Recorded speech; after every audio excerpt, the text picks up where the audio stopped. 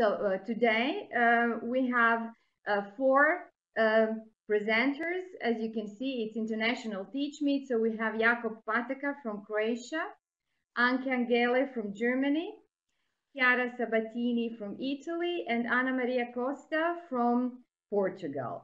Our topic today is assessment of English in distance teaching.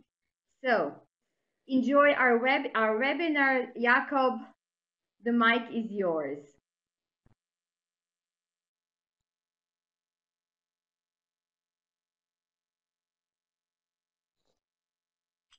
Hello everyone. I don't know if you can hear me. If you could type in the chat box. All right. What I'm waiting for is to see the presentation because it's still loading.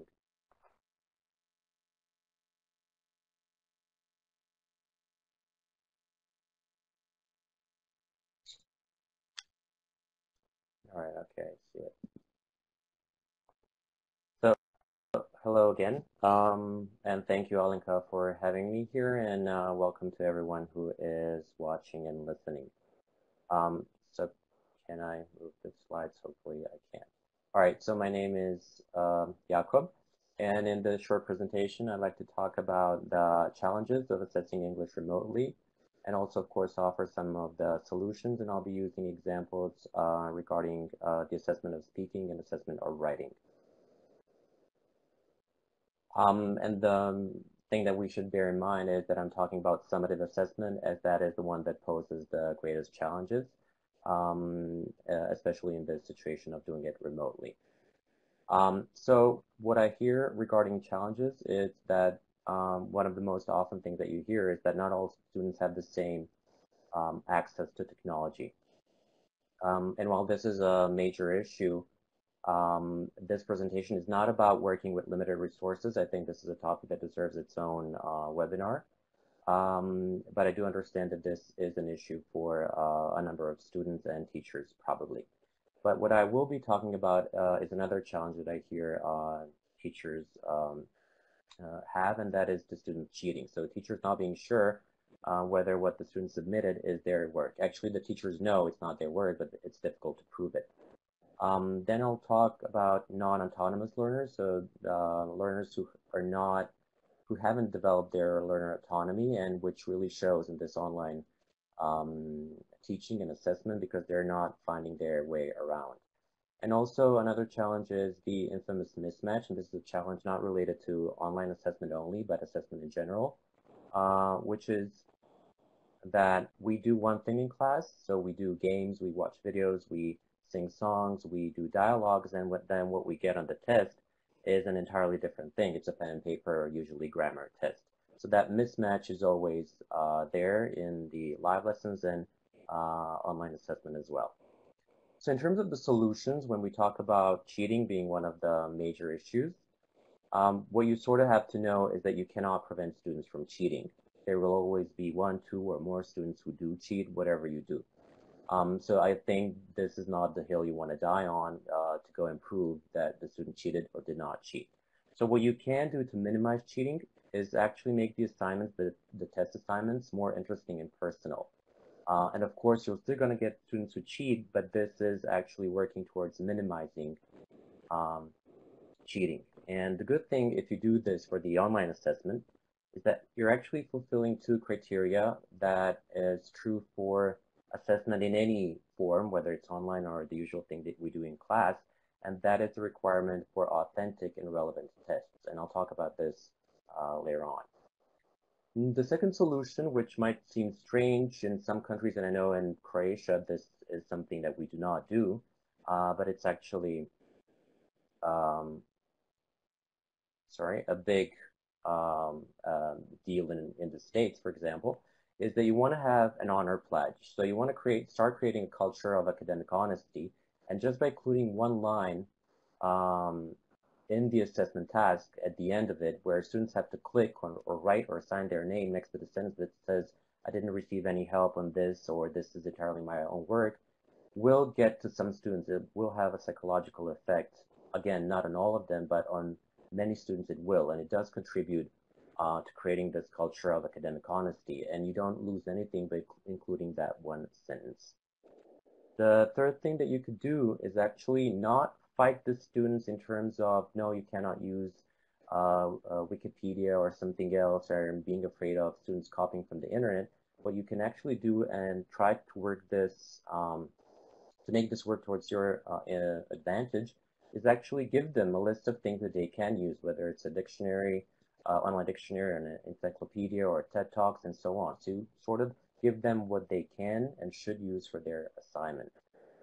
And this way, you're not only minimizing cheating in a way, but you're also helping them become more autonomous learners. Then the fourth thing is actually having a work plan. If you have a bigger assignment or a project, you need to break it down into steps, because students, when we're in class, we can remind them of a certain bigger assignment, and then on Wednesday we can ask, what did you do so far in your assignment? But when we're online, this is a bit more difficult.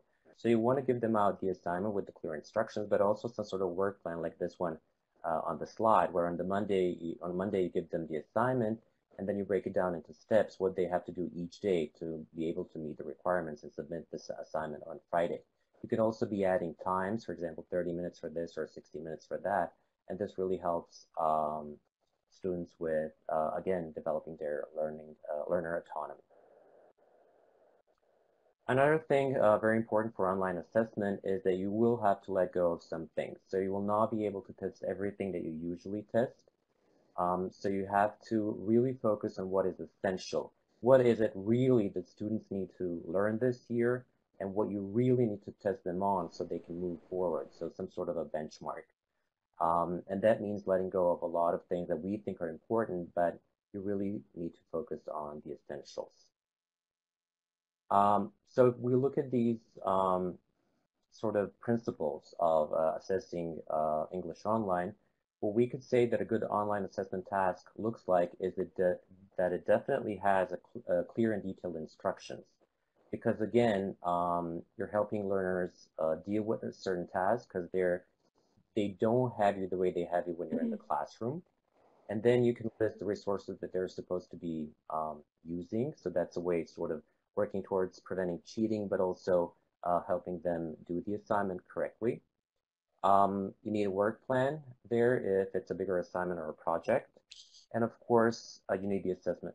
You need assessment criteria. So this is something that any assessment task shouldn't come without. So you need assessment criteria, a rubric, self-assessment, or whatever there, so students know what is expected of them, in which category, and how you will be assessing their work. And this actually applies to any assessment when we have live classes, but in online assessment, it's particularly important. So when I mentioned authenticity and relevance at the beginning, and we have to ask ourselves what is authentic and what is relevant, because that's the only way that we can give students something that's of interest to them, not to us. So we have to think from their perspective in this situation with the COVID and the lockdown and everything. What is it that they need their English for? What is it that they might be using it for? What is it that they're doing in their time? So this is an example of a speaking assignment. So this is something that you could assess for a grade, summative assessment. You could ask them to make a short video explaining or showing what their favorite computer game is about. So they could be videoing themselves or just recording the audio or screen capture as they play the video game. So you could imagine that they spend a lot of time in lockdown on their computers playing games. And they can sort of walk you through the game saying, okay, the aim of this game is to build a castle. And my role is the king, and I'm doing well because I'm at level 5, and there are 10 levels, and I like it because it's creative, but there's also some fighting.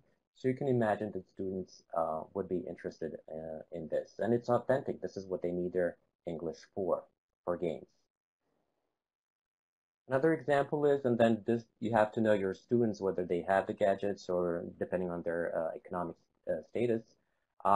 You could have them review a gadget. Again, record the video or an audio, or they could be comparing two phones. So there's some grammar there using comparison and adjectives. So another fun task where they get to do something that they like. I like Voxer, which is a very simple site for recording audio, and it's just 3 clicks that you have to do. The first click is for recording the audio, the second one is for saving it, and the third one is for copy pasting the link and sending it. And the good thing is there's no registration for students, so it's something easy even for the younger students. So for younger learners, they could be recording themselves as they look in their room and state what toys they have. So I have building blocks, I have a teddy bear, I have a car, and so on. Or they could be looking in their fridge and using the phone to record the voice and saying there is milk, there are eggs, there is cheese. And this is something that you can assess. This is their speaking, and this is something that they know and are familiar with. It's in their context. For a bit older learners, you can imagine that they would that they're watching music videos and listening to music in lockdown, definitely. So they could be describing a music video without telling you who the singer is or what the song is until the very end. And then you can use that recording in class and have students guess until they hear, of course, the author saying what the song is or who the singer is. So this is something authentic where students can listen to themselves as well. Or they could be describing a song, what the song is about. And this is a bit challenging because they really have to go into the lyrics and see what the words mean and what the whole song means. But this is something that they can then record and send you, and you can assess this as a speaking activity. In terms of writing, if you take a look at this assignment, you can see that it's something relevant and, again, authentic in a way that some of them might be experiencing this very situation on their own in their homes where they have to share computers and things with their siblings or parents. And then in this task, you want to see how if they're good at giving solutions or responding.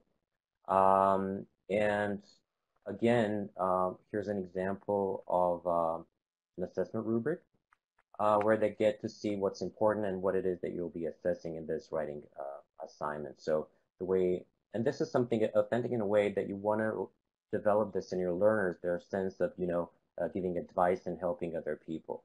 And then, of course, the usual stuff with opening, closing, salutation, and things. So here's a writing assignment that I did in Google Forms, where, of course, they have to put their first and last name, and you make it required because usually when they submit assignments online, you're struggling to find out who it was unless you have a learning management system that tells you. So here's a simple assignment. So you have a picture of a very strange ship, and then they have to tell you a story in 100 and 120 words.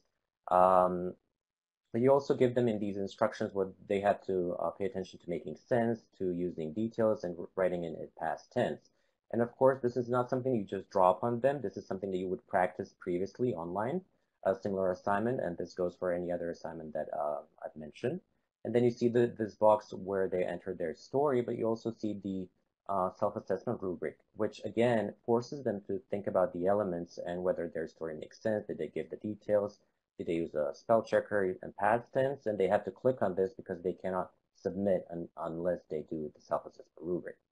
And here is then the honor pledge, a simple sentence where they have to state whether this is their work and did they get any help. And it can have a very good psychological effect on the learners. And the good thing about Google Forms is you can set the minimum, not word count, but character count. So be careful when you recalculate the words and character count. So if they do produce fewer than 100 words, you can have a warning message, you need to write more or something. So that's a very good thing. Again, helping them with their learner autonomy and sort of predicting how long their text is. Third thing with your creative students, what you could do in terms of writing, but then there are the visual elements, is make a poster. For example, here they can use Canva or Adobe Spark to make a poster about healthy snacks. So they would be adding pictures, but also writing captions. And if you look at, if they have to write 6 snacks and each caption is 20 words, that's 120 words that you get to assess. That's their written production. And then they have these visual elements. And of course, again, you have to give them the assessment rubric so they know what elements you'll be looking at. And actually to help them self-assess their work. I know that there are tons of apps out there, a zillion of apps. I'm not going to go into details. These are just some of my favorite, which are either simple to use or don't require registration on the student side. And that's why I sort of prefer to use them for writing assignments, especially, or making posters and so on. So when it comes to assessing online, what I'd like to say here is that in my class of Introduction to English Language Teaching, I asked students what makes a good teacher, and they had to use adjectives, and most of them said that a good teacher is an understanding person, and then they used other adjectives referring to the affective more than the cognitive sphere. And of course, this is true in any case, but especially when it comes to assessing online, you have to bear in mind that students are maybe observing their parents losing jobs or members of the family being sick. And it is stressful for them, and they don't have the same cognitive abilities as we do to cope with this. And it's not about making it easy on them or sort of lowering the criteria, but it's just giving more support. So more support in terms of all the qualities of a good assessment task, where you sort of provide everything that they need for this assignment in terms of resources, in terms of clear instructions. So if this seems is a lot of work, maybe as a first step it is, but it saves you time later on when you have to explain, or you can just refer them back to read the instructions, and it's definitely helpful. And that is it for me. Thank you very much.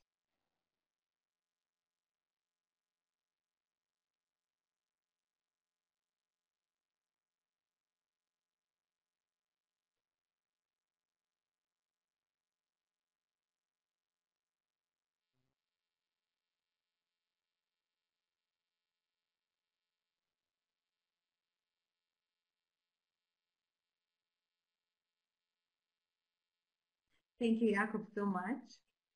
And now I would like Anke to join us. I hope she can hear me. Let me check. Thank you.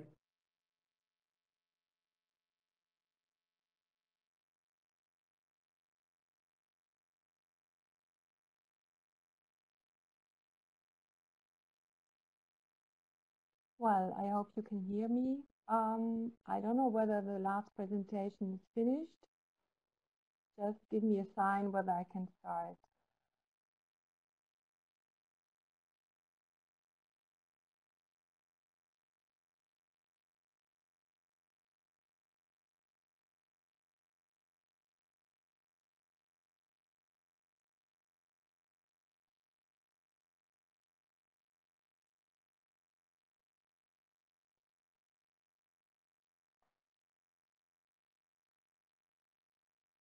Okay, I can't hear anything. I'm sorry if it caused a problem now and you had a break between the presentations.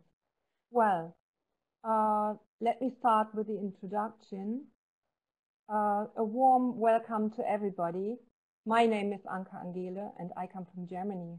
I'm an English teacher, and as head of didactics, I am part of the senior leadership and responsible for the quality of teaching at our school. So before we dive into the topic, let me give you some background information first. I met Alenka Miljević, who organized this webinar in Oxford in 2016. We both took part in further education courses and instantly got on very well with each other. I was more than happy to agree to collaborate for an Erasmus project in 2017. And so my school became the host for the delegation from Croatia. Well, when Alenka asked me to contribute to a webinar about distance learning, I felt honored and I agreed to participate. Well, let me start with some general facts about education in Germany. The Federal Republic of Germany consists of 16 federal states. As you most probably are aware of, education in Germany is the responsibility of each federal state. That means that each federal state can formulate its own individual policy. This fact complicates a joint approach in times of a crisis, and sometimes causes a lack of understanding amongst the population. This is because different states can have totally different policies. Schools in Germany have to follow the instructions given by the government of the federal state through the education authorities. Well, let's have a look at the challenges of remote education. I teach English at a secondary school in North Rhine-Westphalia, which is situated in the middle of Germany, bordering the Netherlands. About 550 students from 10 to 17 years attend our school, and approximately a quarter of them come from disadvantaged background. The coronavirus pandemic has forced us to reorganize the process of teaching and, more importantly, to rethink its content. Suddenly, we were faced with new challenges. I would like to point out some issues that intensified or arose through distance learning. Well, interrupted learning. There occurred disadvantages for underprivileged learners because not all students have a reliable internet device. We mustn't forget not all students are able to use the internet as well as others. The situation at home is different in many families. Students suffer from social isolation. There's a lack of motivation and no person-to-person contact with classmates and teachers. There is the fear of becoming isolated from their friends or even losing them. They have no structure, no daily routine, and are overloaded, and they don't know where to start with the task. There's the fear of getting left behind. Well, let's have a look at the parents' side. The parents were unprepared for distance and homeschooling and struggled to perform this task. Working parents missed work in order to take care of their children, and that resulted in wage loss and caused a lot of tension in the family. There is a higher risk of violence in the families. Well, healthcare workers with children had to be supported. There had to be special arrangements for childcare, and for these and other key workers, there had to be organized that there was childcare. Let's have a look at the side of the teachers. There was a lot of confusion and stress for the teachers. When schools closed unexpectedly and for unknown duration of time, teachers were unsure of their obligations and how to maintain connections with their students to support their learning. The transitions to distance learning platforms tended to be frustrating for a lot of them. Well, and the sudden demand for distance learning overwhelmed existing portals to remote education. Servers could not handle the volume of people trying to use them suddenly, with adults working at home and children working at home. Well, let's have a look at the content for teaching at home. In order to maintain fairness, considering that not all students are able to gain knowledge through self-studying or to not have support, the tasks given were based on revision. When schools did not open after the spring break, a new strategy had to be developed. Video conferences were set up and explanatory clips were linked to tasks. Teachers were asked to be creative. Art contests were started and a students' online magazine was set up. Well, let's have a look at some products of our art contests. For the younger learners, we had a contest about my room in a box, and they created very nice shoe boxes with rooms in them.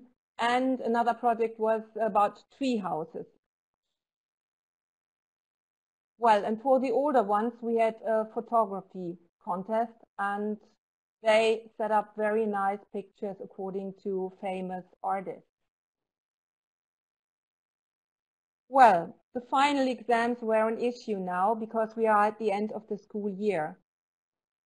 During the time of distance learning, I had to find creative ways of teaching, and as school closures were prolonged, alternative ways of testing had to be discussed. Well, this is the usual standard.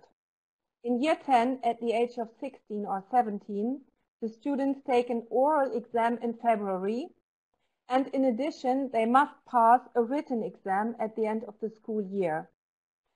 Whereas the school chooses the topic for the oral exam itself, the written exam is standardized and prepared by the Ministry of Education. So what was special this year? The first step was to decide whether to cancel the written exams altogether. This time the decision was made by the Conference of Prime Ministers of the 16 federal states. Out of issues of fairness, it was decided to hold on to final exams at the end of year 10. While consequently, the dates had to be rescheduled to enable the chance for teachers to prepare the students during classroom lessons, and the contents had to be adjusted. The schools were allowed now to prepare alternative written exams according to the contents that had actually been taught. That was a real advantage for our pupils, you can believe me. This is how we worked.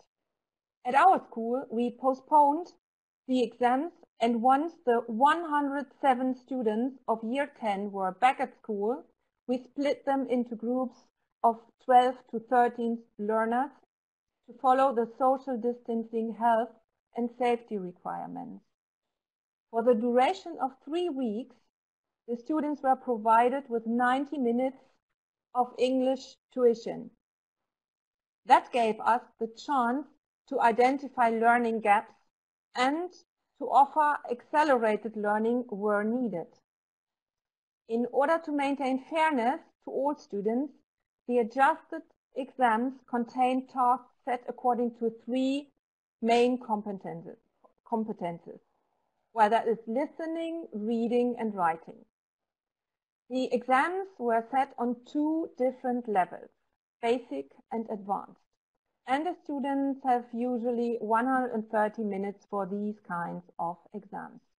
Well, I've got some examples, but well, I don't know whether you can find out quickly what it is all about. So the first one is about listening comprehension, and there are set 2 different types of listening. The first is mainly multiple choice tasks and completing sentences while listening. And the second part of the listening is split into multiple choice tasks and quoting from the text. Well, here you see excerpts from reading and vocabulary. While the text was about the polar bear, very funny in summertime, but well, they had to do some multiple choice stuff, and they had to they had to find out quotes from the text. Well, this is all about vocabulary, where they had to understand words in context and fill them in. And the last part is writing, the text production, and that was about, well, they had to prove their skills and describe, explain, and comment on the topic. Well, this is the usual part of the standardized exams as well, but we adjusted them to the lessons we gave just in the classroom after the schools had opened again. Well, let's come to the next point. Well, this is about the coordination of distance learning and classroom lessons. Well, we had to coordinate classroom lessons and distance learning because our school opened again for year 10 on the 23rd of April, and year 5 to 9 came back to school from the 11th of May. So during the other time, they had to do distance learning at home. Well, so that was not easy to combine this task, but year 5 to 9 got, well, when they came back, they got lessons in German, mathematics, and English in 19 minutes. And, well, we focus on the well-being of our students. So this, I think this is the main aspect, that you focus on the well-being of the students. A positive relationship between our students and our teachers was more in the focus. That's why the class teachers had priority when it came to teaching in their own tutor group. In addition to spending 1 day per week at school, year 5 to 9 still have to do tasks online or at home. Well, the problem of avoiding social injustice in grading is a great issue. As soon as the schools closed, the discussion about grading and class tests started amongst teachers.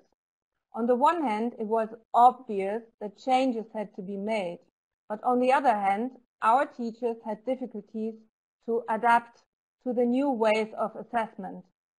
As a general rule, we decided to give all students the chance for improvement. Furthermore, tasks that were not completed during homeschooling should not lead to negative results due to the challenges some students were faced with. Well, let's have a look into the future. Despite all the difficulties the pandemic has caused in the field of education, it accelerated digitalization in many schools. Furthermore, a lot of teachers improved their skills concerning the usage of technical devices in a truly short time. Well, and a lot of parents have come to the conclusion that teachers cannot be replaced by computers and actually do an amazing job. All in all, we are quite pleased with our pedagogic achievements. Nevertheless, we hope to be back to normal sooner rather than later. As anybody can assure us that nobody can assure us that there will not be a second wave of the coronavirus pandemic, we will continue to find alternative ways of teaching and assessment, and I'm happy to profit from this international exchange. I hope you all stay safe and healthy, and if you've got further questions or want me to email you some examples, I will be glad to provide you with some of our exercises. Please contact me or contact Alenka Miljević. She will give you my contact. Thank you very much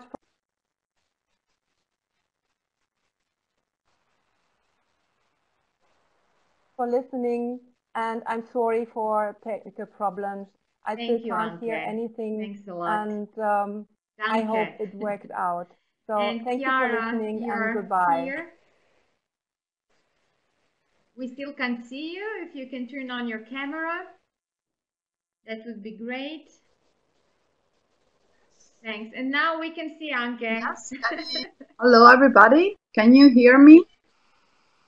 Yes. Thank you. So, can you hear me? All right, good.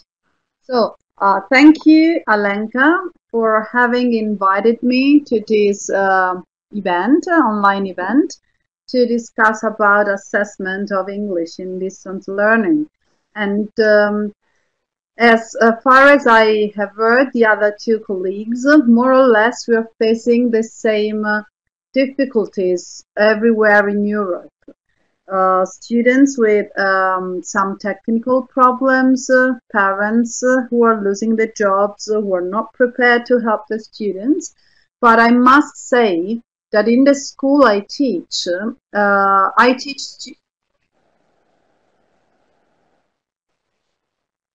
Okay, so in the school I teach students who are from 11 to 14 years old, and I am really very lucky because I have more or less 150 students, and they can all connect. The ones who had technical problems were provided by the school with some laptops and also connection, because our government gave us money to do so. So I want to say that I'm really lucky. When we had to close the schools, it was the 4th of March, more or less. I asked all my students who were involved in eTwinning projects to do an activity it's the same as the one I've just shared with you in a Padlet in the chat, but this one is for adults. So all the students were asked to send, let's say, a postcard from their window. So take a photo from their window and write a post. At that time, I didn't evaluate that task at all, because it was something that we needed to feel a little bit of like normal, you know, and but it was really nice. So I thought it a good idea to share this link with you. And if you would like to, you can add a photo from your window and write something. And some of the activities we did at school these days were connected with eTwinning projects. Some other were just connected to, like, let's say, the normal curriculum. For example, with the older students who are 13 or 14 years old, we were supposed to go on an Erasmus in Spain, and then we were supposed to go to Milan, north of Italy, as a school trip, but we couldn't do so. So we decided to travel anyway, and they created maps using Google. Maybe I think I can show you an example from here. It's a bit, so they were divided in groups of 5 to 7, let's say. So they search for restaurants, shops, and sightseeing, museums, hotels, monuments, parks, and means of transport. And while doing this presentation, I don't know if you could see the link, but anyway, I told them not to copy too much, even though I couldn't prevent them to do so. But then after they worked in groups from home, of course, we had a presentation during a video conference, a lesson, okay? So they had to talk, and they didn't have to read. The weakest students read, of course, but I didn't say anything, of course. And but the more confident ones really could present their work. And the other students, while listening, could write some questions, especially questions like, why did you choose that museum? Why you chose that restaurant? What is that shop famous for? And things like this. And I gave them, I graded these works because they really deserved it, because they worked a lot. And so I assigned some, I gave some, let's say, points for writing and for the photos. As you can see, present or no photos, videos. In this case, the video wasn't made by themselves, but something they found on the internet. And use of Google. Google is the program to create the mind maps. And I asked them to use this app, which is a new app for them. So I couldn't explain this at school. But they were really, really very good at it. I told them, let's try. I found this app. I think it's nice. So maybe we can use it. and they were really very good. And I also add due date. I think it's also important to let them, to reward them, because most of my students really worked hard and really deserved to get a good grade, even though maybe they had some grammatical mistakes, But if they had everything else, they could get a good grade anyway.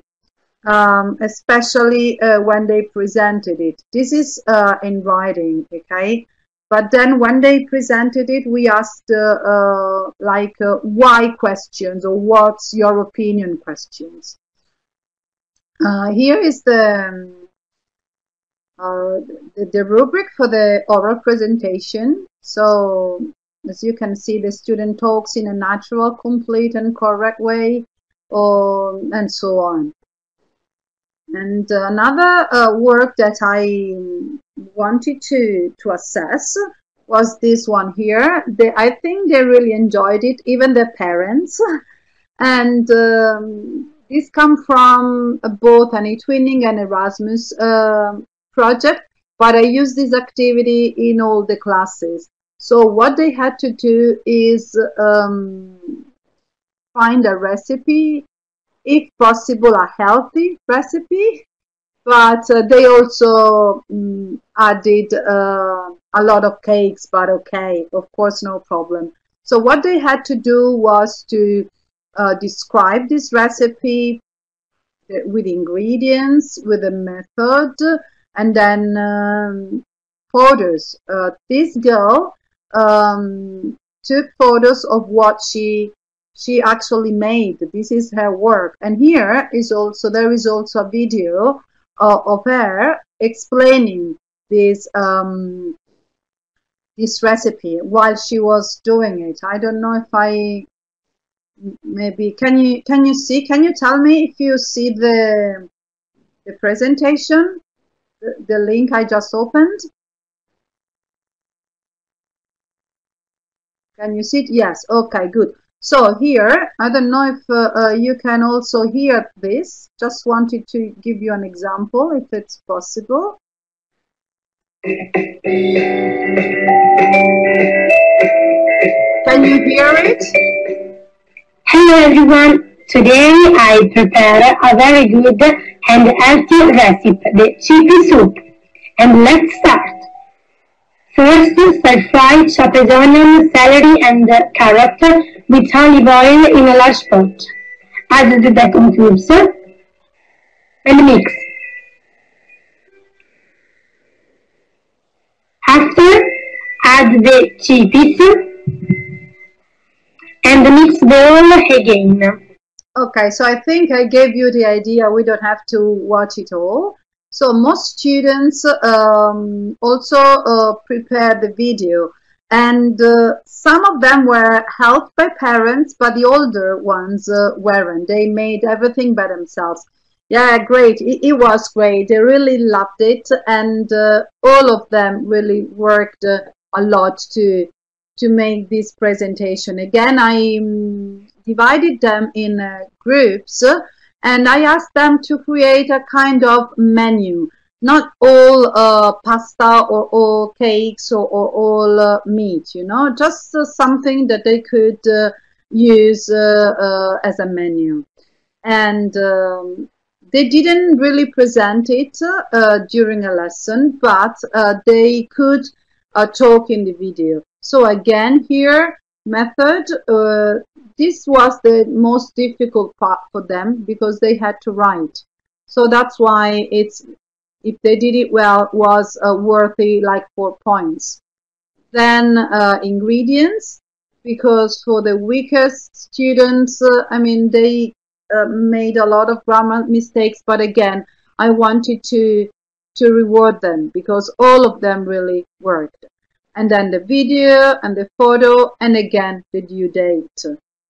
And so this was the idea of like grading them. As Jacob, I think, said, but also Anke, we were asked to more or less assess like a formative assessment for a month and a half. This last 2 or 3 weeks, we were also asked to give marks for summative assessment, because we need to give them grades at the end of the year. But what we as teachers in my school, but all over Europe, will keep in mind is that we don't have to give them grades only if they write well, no grammar mistakes, or they can listen to they can understand what I listen. But we really want to reward their participation during the video lessons, their efforts, and all the things they do at home, because they really do a lot of things. And for assessing listening, I use Google Forms, and that's I think easy. I don't think I have to explain very much, just to show you. It's a multiple choice and really easy. They listen, and then they tick the box, and then they send it. And this way it's just a listening exercise. And for the reading and writing, I gave them a text from the book, because some of them sometimes have problem to access Google Forms. Don't really know why. But what I did was to take a page of the book and then do some exercises, transform the exercises in online exercises, and it worked pretty well. So they had a reading comprehension, and also writing task, which I tried to make it as real as possible, or at least something that they have to do by themselves, where they can express, when they can write their ideas. This cousin wants to get a tattoo. As we studied should, I want them to give their advice. That didn't want them to copy something from anywhere, but something quite easy for them. They didn't have to write too much, but they could write a short text here. So something that was very similar to what they could do in real life. And everything we do in Italy, not just in our school for English, but I guess everywhere in Europe, is that we refer to the Common European Framework of Reference, A1 and A2. A1 is for, in the school I teach, we call it middle school. There are 3 classes, 3 grades, first, second, and third grade. The first grade is A1, and the second is in the middle, and then the third class, the last class, is A2 as a level. So this is what we keep in mind when we assess it, okay? And these are just some ideas to assess the work. And sorry, that was it. That's it, I think. And if you have questions, I'm happy to answer to the questions later, maybe at the end of the other presentation, of course. Thank you for having listened to me, and really nice to be here with all of you. Thank you.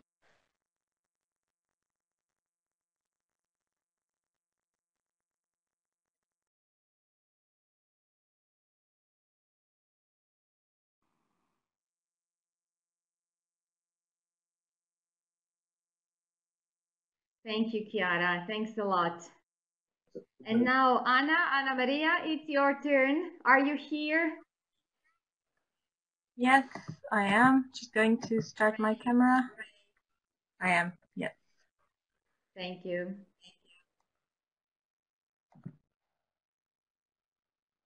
Okay. Good. So first of all, thank you very much for Alenka for inviting me. I'm very happy to be here and to listen and share my experience as well, and listen to your experiences. And thank you for everyone who is here also listening to us. So some of the things I was going to talk about, my colleagues, so Anke and Jakob and Chiara have already referred. So I might sometimes just skip one slide or another. So I'm going to tell you just very quickly what's been happening in Portugal first, so give you the context, how things are here. And then I'm going to tell you about the official guidelines that we've been having from the Ministry of Education since this pandemic situation. And then in the end, I will share, I wrote here my story, our path. So my story, my choices, how to deal with this, with the English lessons. By the way, I'm an English teacher and I'm teaching 9th graders this year. And then the path we've been doing, so me and my students. So in Portugal, schools closed, all schools closed on the 16th of March. And right on the 18th, we were asked, teachers were asked by the ministry to, start to get in touch with our students. So not to lose contact with them, but starting to get in touch in the ways that we had. On the 23rd of March, we had our first online session, or I had my first online session with students, because this week all schools were asked to provide online teaching for students. And so every school started to organize themselves and chose a platform to work with. I, for example, was already working with Moodle with my students to provide extra materials and so on. And then I was actually, before this situation, I was actually making a transition to Google Classroom, because we were having some problems with Moodle, so we were actually doing this transaction. So our situation and what it was difficult, and my colleagues have already made reference to this, was this situation of going to a workplace. We actually had a physical, so the school we worked on. I already used some technology during lessons, but it was just a minor part of the lesson. So students were really, what was more important for them was being together, having group activities and all this kind of social interaction, and it's been really difficult and really hard for them to be at home and to be with teachers only online. So we had this very with this great change going from the workplace to a workspace. So we all moved very quickly to online. Sorry, I have my battery. Oh, sorry. I'm sorry. We all changed very quickly to this online. Some teachers were already used to work with technology, but I must say that maybe most teachers weren't used to work with technology in general here in Portugal, and this has been a great challenge. So we got in touch with students using our emails, WhatsApp, and then in my school in particular, we chose Google Classroom to interact with students.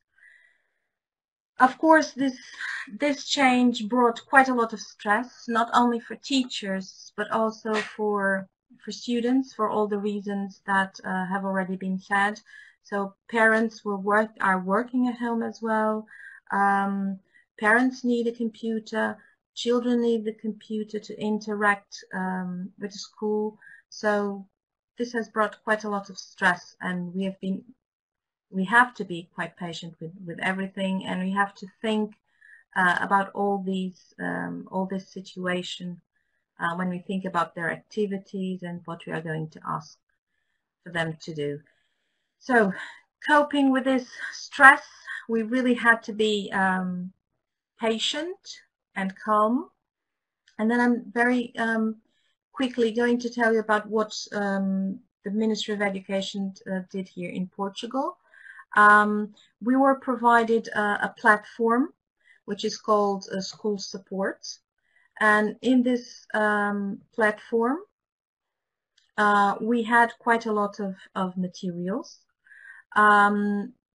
There is also a project that started in April, which is called Study at Home. And it's for students from primary school to 9th grade. And there have been lessons on national TV. So all the subjects are being taught with lessons on TV. We also have, and this study at home is for students, especially for students who do not have access to internet or to a computer at home, and they can have these lessons at home. And then if teachers can leave them and send activities to school, and they can go to school, get their activities, go back home and study with these lessons on TV.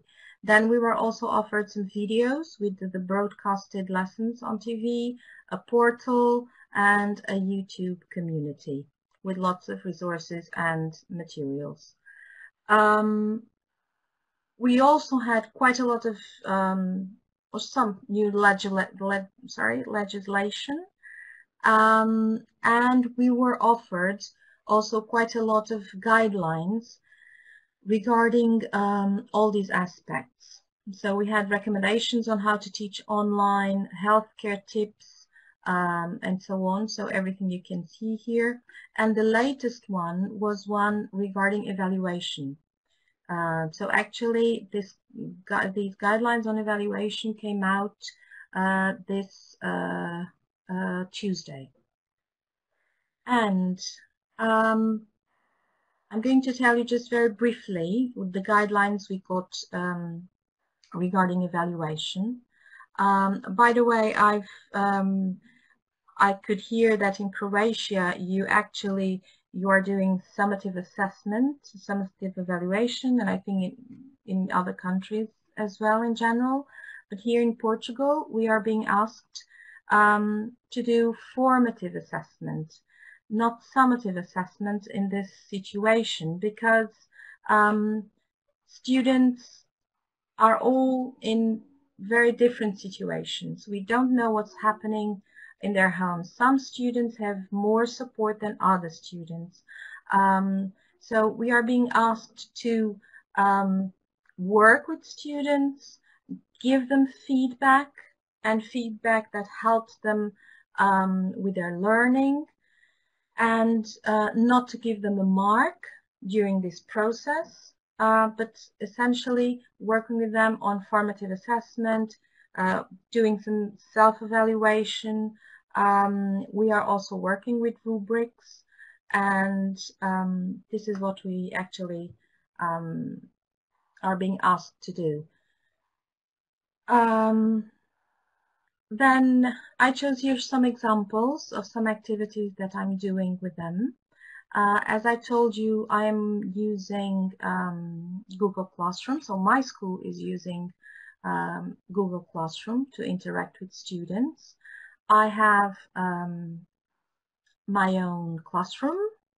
I divided it into these topics. Here it looks like a bit messy, but it's in a certain order, obviously. and I'm going to show you just a few activities.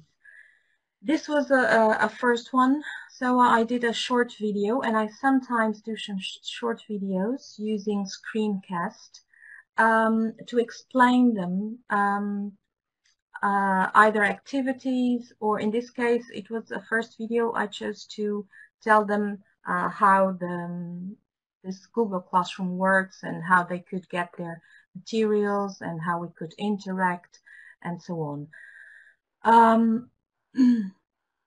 I also use these videos sometimes to explain them, to tell them about some content.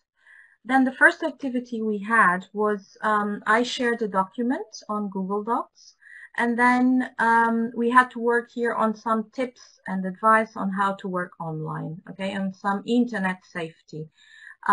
We talk about internet safety a lot, but it's never too much to talk about these things, and because actually it would be the first time we would all be online all the time, and I thought it would be important to remind them a few rules here on going online. Then what I do every week. Every week we are asked to give students some tasks. So we give them the tasks on Monday, and they have to hand the tasks the next Monday. So I decided to write a plan, a weekly plan, where I give them the tasks, the resources they need to do the tasks, the criteria. I also tell them about the goals of each week, so what do they have to learn and to do. And I also leave them the link of a synchronous session, because in my school it was decided better. In Portugal we are being asked to work online and also to have synchronous sessions.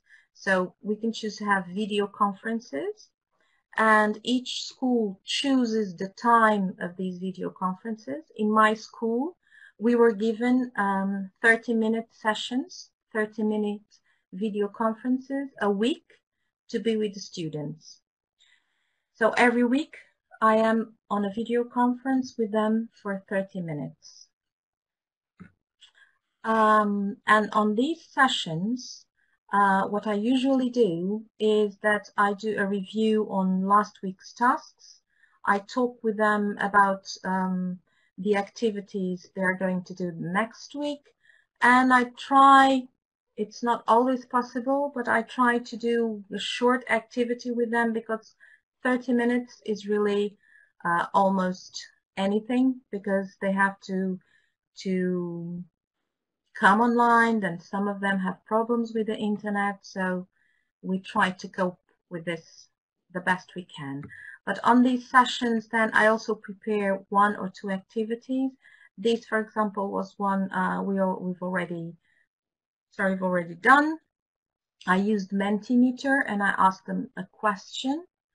And then we also talked a bit, so some students interacted with me in this case, and then they answered this question using Mentimeter and a QR code here to use their mobile phones, and we talked a bit about this topic.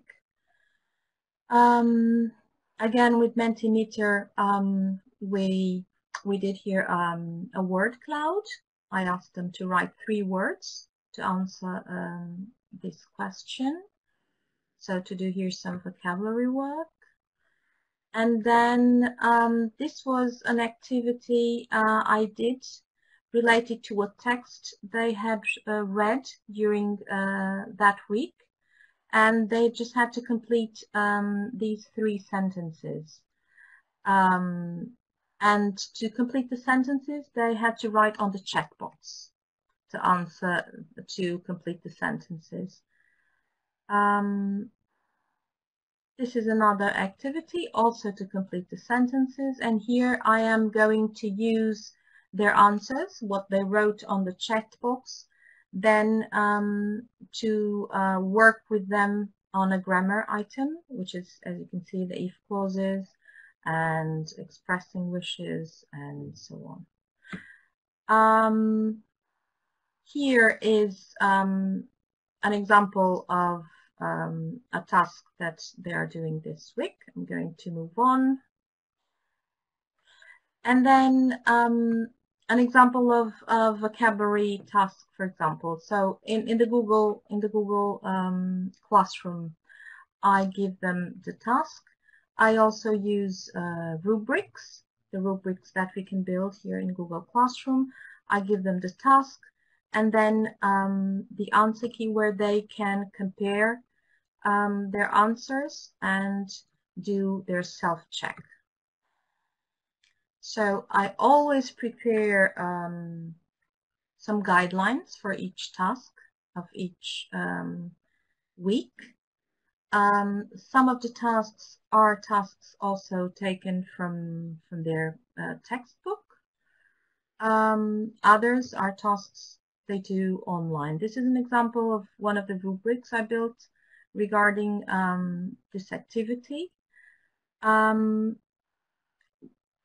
Then most important as well during all this process is the feedback that we are giving. Google Classroom has this tool which I find very useful, that when they write a work, I can select a word or sentence or whatever and write the correction here or my comments here.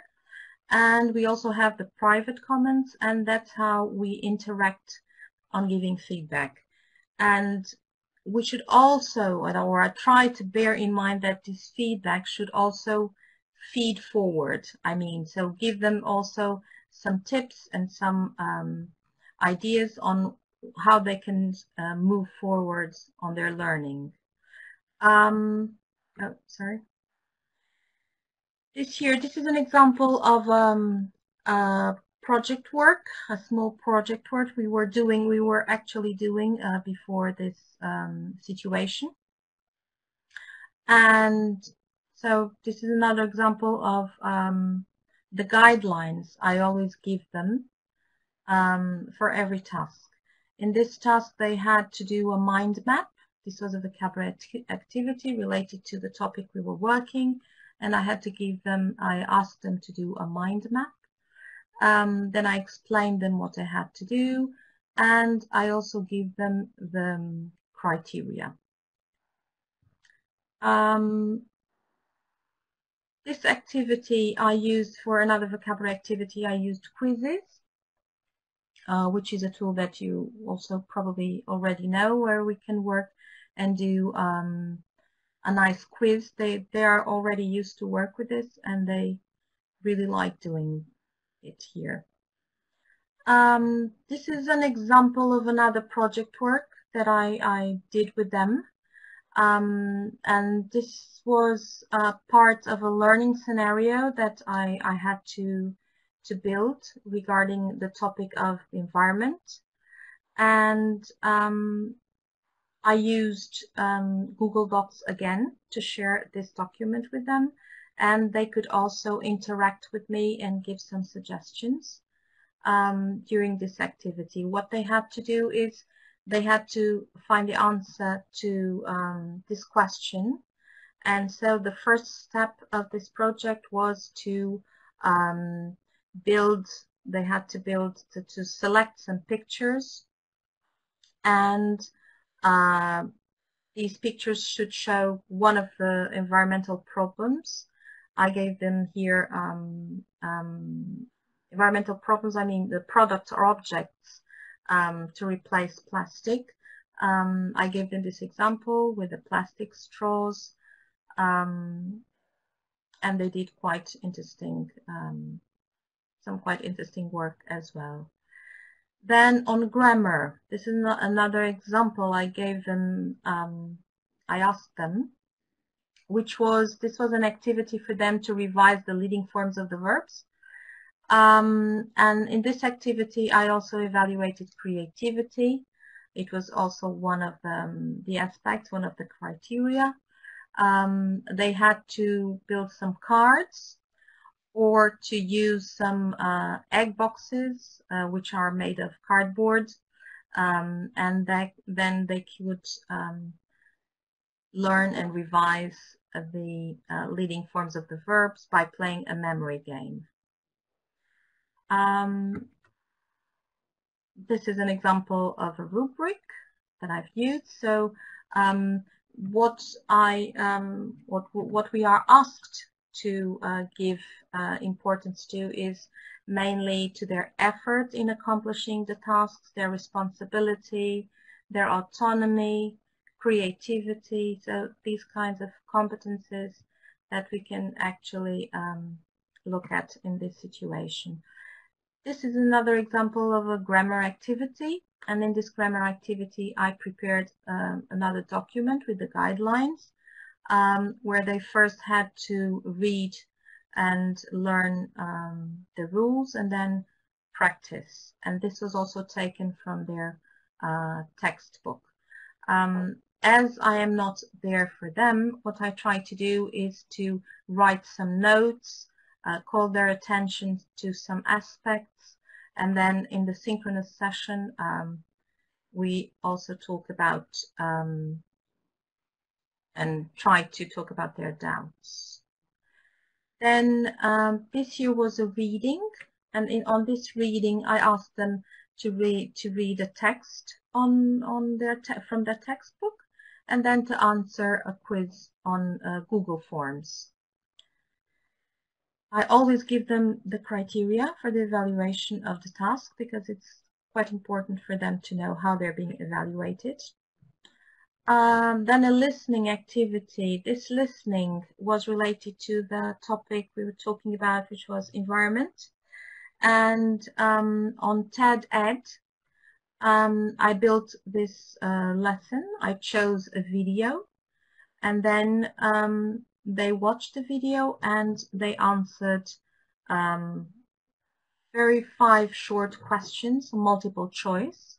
I like this tool in particular because when they get the answer wrong, they have the chance to click here on the video hint, and then again they watch just the bit of the video, the part where they can find the answer, and they really like this one as well. So we also get the feedback on their answers, so it's quite useful. This was an activity on writing, where I also asked them to watch a video. This video has no talking, just some music and some activities that some teenagers are doing. And then I asked them to answer a few questions related to the video, and then some personal questions, because this is a unit on friendship and friends and so on. So this was an example of a writing, and I can always give them feedback using these tools, so which is very important. So I'm running out of time, and I don't want to take too much long, but maybe just show you this one more on the writing. On this writing activity, part of it is also taken from their textbook. They have a set of pictures. Here I only show you 2, but they have a set of pictures, and they have to write a short story by looking at the pictures, describing what's happening in the pictures, and they have to come up with a short story. One is a friendship story, the other one is a love story. Finally, an activity with speaking, which is one I'm planning to give them next week. And what I actually, what I'm going to ask them is for them to record, to use their mobile phone and to record, to tell me something. So 1 minute, 2 minutes, and then tell me about something new they have learned, for example, during these time that they are at home. Either something new they learn how to cook, or how to paint, or how to play an instrument. So they have to tell me something and then send me the recording, and then we will work on that as well. So thank you very much for listening. And that's it. That's what I have to share. If you have any questions, I'm willing to answer, of course. And thank you.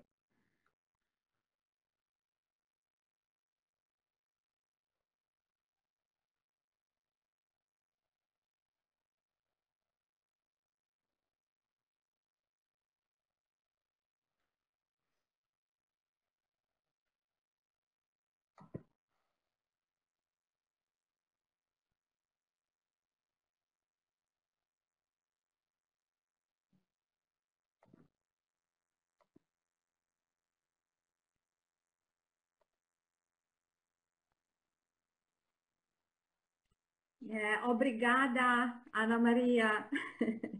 Thank you. Grazie, Chiara. Danke, Thank you. I hvala, Jakob. Na izvrsnim prezentacijama. Great presentations, really. I've enjoyed it a lot. Thank you for sharing your experiences, your ideas, your knowledge with us. It's good to see that we are on the same track here with this. Yeah, it is. It's great. It's Really. really supportive. Thank you for the opportunity. Thank you. Thank you. Thank you Thank you all. very much, everyone.